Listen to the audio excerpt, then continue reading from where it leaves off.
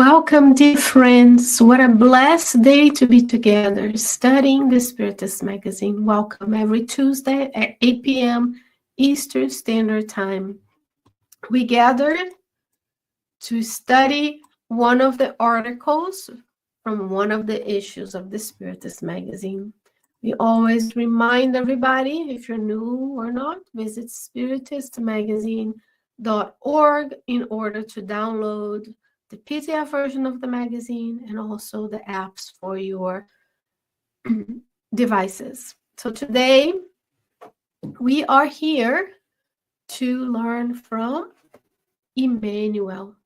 So this message is from issue 48 and it's titled Tolerance and Coherence. And it's by Emmanuel through the mediumship of Francisco Candido Xavier. So I'm going to share my screen with you so that you can see what the Spiritist magazine looks like when you download the PDF version of the magazine. The center of the screen is the magazine itself. On the left side would be the thumbnails for the Spiritist magazine, and you can scroll down and go out about all of the issues, all of the articles, so on and so forth. So we're going to keep scrolling until we find so many beautiful messages. There you go. Message by the Spirit Emmanuel through the mediumship of Francisco Candido Xavier. The PDF version of the magazine, its message, page 20. Excuse me. It's springtime here in Richmond, Virginia. We get the blessings of pollen around us. So here we are. Beautiful scenery. This is from the book Spiritist Opinion by Emmanuel and other spirits. So now what we're going to do is hide the sidebar. As we always do, we like to keep the main message and focus on reading and discussing it one paragraph at a time. Our goal is not only to know and understand, but also to try and apply these teachings to our daily lives. So Emmanuel says, always understand and forgive, because we all need understanding and forgiveness in the hours of uncertainty. But observe coherence so that the dikes of tolerance do not collide, eroded by systematic carelessness, sponsoring disorder. So first question of the day, are we always understanding and forgiving? Let's get a text selection so we can select. So are we always understanding and forgiving? The answer may be sometimes, most of the times, not always, right? Rarely. I guess for most of us on the earth, imperfect spirits. If we go back to the Spirit's book, question and answers would be from question and answer 100 all the way 113, 116. We have the hierarchy of spirits. If we go back and look, most of us are in the imperfect spirit category. So we are working towards understanding and forgiveness, because we all need understanding and forgiveness in the hours of uncertainty. So perhaps the uncertainty is where to go, what to do, which values do we have. Perhaps the uncertainty is with the global news and the global cycle of news and what's going to happen to our country, what's going to happen to the world. This was published in March. I believe it's March or April of 2020, January of 2020, when we're in the beginning of the pandemic. So the spirits are bringing to us, be understanding and forgiving in these times of uncertainty. And we spend 4 years in uncertainty, right? Jesus said, Emmanuel continues, and the Lord taught us to truly love them. Excuse me, let me make this too many words in. All right. So we record this for you. We do this lives. So Jesus said, quote, love your enemies, unquote. And the Lord taught us to truly love through his own examples of humility without servility and loyalty without ignorance. So we look always for the example of Jesus. We go back to the Gospels, we go back to Jesus in the home, we go back to the books of Brother X, Good News, for example, and then we do what? We come down and look at what did Jesus do on this situation? And then we follow. Humility without servility, loyalty without arrogance. He knew that Judas, Jesus knew, the unwary disciple, was gradually shifting into the realm of the adversaries who were fighting against his renewing message. So, of course, Jesus knew that Judas was slipping away. On the pretext of loving one's enemy, he, Jesus, could have been allowed to remove him away, or Judas away from the small village in order to preserve it.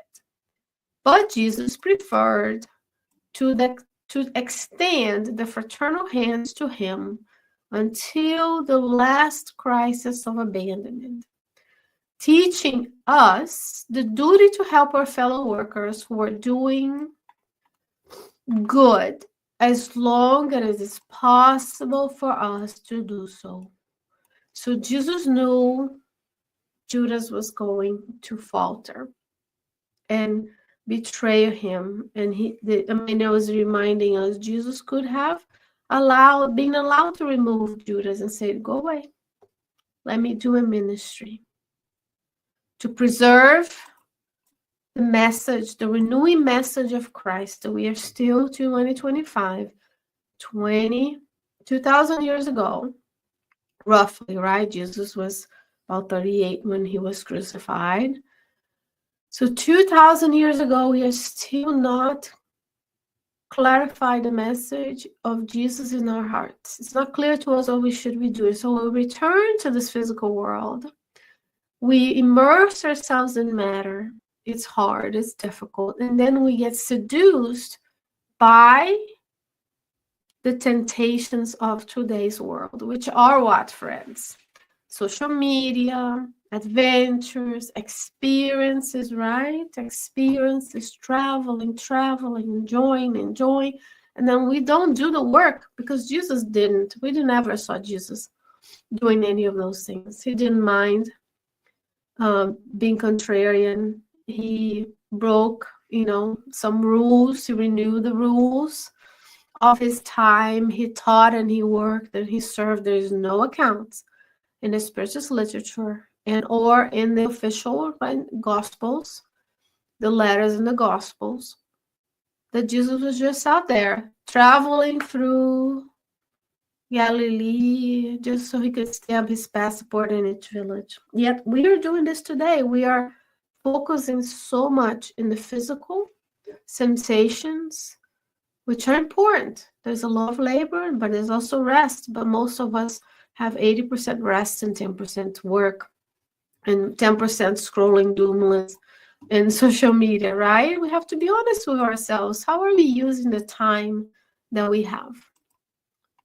Jesus could have said, in the pretext of loving, let's love the enemies, let's love Judas, let's reroute him. But no, he preferred to extend fraternal hands until the last crisis of abandonment. All the apostles abandoned Jesus. And even at the cross, this is in the book of News, while he was taking his last breaths in the physical body, he summoned superior spirits to help Judas while he was taking his own life. He was committing suicide, right? So he sent the messengers, even when after during and after the abandonment and the crime against divine laws that Judas was doing. He was not unaware, Jesus, was not unaware that the supervisors of the Sanhedrin were plotting against him. Jesus knew, right? The powers to be were plotting against him. But in the pretext of loving his enemies, he could have asked them for cordial meetings to discuss domestic policy, promoting setbacks and compromises in order to spare his own friends trouble. This is what's happening to the world and the leadership of each country. We go there and we ask for favors for those who we need, instead of looking what would be the best for the populace. But Jesus, preferred to endure the senseless persecution, teaching us that teaching us that one should not contend in the matter of spiritual guidance with educated and conscientious people, fully informed of the obligations imposed on them by the responsibility that the higher knowledge they possess prescribes them. So we are not here to defer to a spiritual guru, right? There was a Sanhedrin, the many factions of the Jewish people of the time, who was also the place where they discussed the Torah and the law, and it was a place where the judges were making deliberations, was a place of politics, right, of the time, where they were negotiating with the Romans who were imposing upon them at the time. So Jesus said, no, those are fully informed of the obligation. That's us today. We are fully informed of the obligations we have because the laws are inscribed in our conscience. God is putting us on the earth, wherever we are, in the Spiritist doctrine. We are fully aware of the spiritual realm, of immortality of the soul, that we're reincarnated with a plan, yet we don't do it. The higher knowledge is still not permeating through the actions of everyday life. He found out that Pilate, the dubious judge, acted inconsiderably. That's the powers of Rome, right? On the pretext of loving his enemies, it would not have been difficult for Jesus to appeal to the higher court. But he preferred to bear the unjust sentence, teaching us that the attitude of all of those who sincerely seek the truth should not be evasive. So if we have something to do, we bear the unjust sentence. We don't evade our obligations, even if the people around us are persecuting us. He realized, Jesus, in the supreme sacrifice, that the crowd went wild. There's this scene in the book of Good News that shows that there was this whole realm of spirits partaking in the crucifixion of Jesus, inciting the crowd while he was being murdered. It happens every time. You see the mobs coming, you see the people enjoying Mardi Gras and Carnival and crazy with the sensations of the physical body. There's a whole horde of spirits who are there enjoying those less than ideal conditions with the incarnate beings. And that's us. When we are vigilant, the spirits partake in our daily lives. They speak through us, they incite us, and then we see ourselves doing things, saying things, thinking things that we don't understand. It's because we are not watchful and prayerful. So this is the crowd cheering the crucifixion of the Christ. Who knows? Maybe some of us were there as well. On the pretext of loving his enemies, it was perfectly fitting for Jesus to claim the extension of services rendered by asking commiseration from the public, so that his nascent work would be spared. He could have pleaded with the crowd, because he was like, these are quote-unquote enemies. Those who were persecuting Jesus. They were cheering his crucifixion, which is a very painful and cruel way of killing someone. Jesus was murdered by the powers to be. He was betrayed by one of his disciples. He was betrayed by the Sanhedrin, and he was betrayed by the Romans. They murdered him, and the crowd is there cheering on him. But he preferred silence and to depart, invoking forgiveness for divine providence for the executioners themselves. So he's saying, this is my Father's will. It's a Christ spirit. Let's think about what kind of discipline, what kind of humility without servility, tolerance, allowing people to exercise their free will while they were killing the Christ of the planet. And what does he teach us when he asks God to forgive his executioners at the cross? He says, teaching us that we must bless those who hurt us and pray for them. Now, friends, we're not condoning violence against anybody, but if someone is doing something against us, we need to bless them. We pray for them because they're sick. Of course, there are, thank God, on this planet now ways for us to remove from society and rehabilitate those who are committing crimes against one another, right? We're not condoning violence. We're not saying it's okay. It's not. But if it happens to us, this is what we do. Without, however, rewarding them with carelessness, so that carelessness does not claim growth with our support. So we are not allowing them to go unpunished, right? Unchecked. What did Jesus understood that we hope that we can understand today? The Christ Spirit descending from the higher realms to incarnate on the earth. What is he teaching us? He understood everyone, all of the billions of people. Today we have 8 billion incarnates and 2 times at least more discarnate. So there's about 28, 30 billion spirits living off of the energy of the earth. Jesus benefited everyone. He continues to do so. Your family, yourself, your loved ones, those who are your enemies, we call enemies, right? He helped and enlightened everyone. This is what we do in our daily lives because we say we're Christians. We say we want to follow the Christ. So are we understanding everyone, benefiting everyone, helping and enlightening everyone, showing us the charity, expressing pure love, is similar to the sun that embraces all, but did not compromise with evil. So he is giving over his heart to his higher realms, guiding us through our lives on the planet, granting us this opportunity of living here under the guidance of God, of course. He sent us the good spirits that guide us. He sent us our mentors and guides. We can pray for Jesus. He's doing all of that. Just like the sun comes for all. The sun, which is the byproduct of the mental activity of the superior spirits who live there, provides you and I with the ability to have a physical body on the planet Earth. Because the sun fuels the plants, the microbes, right?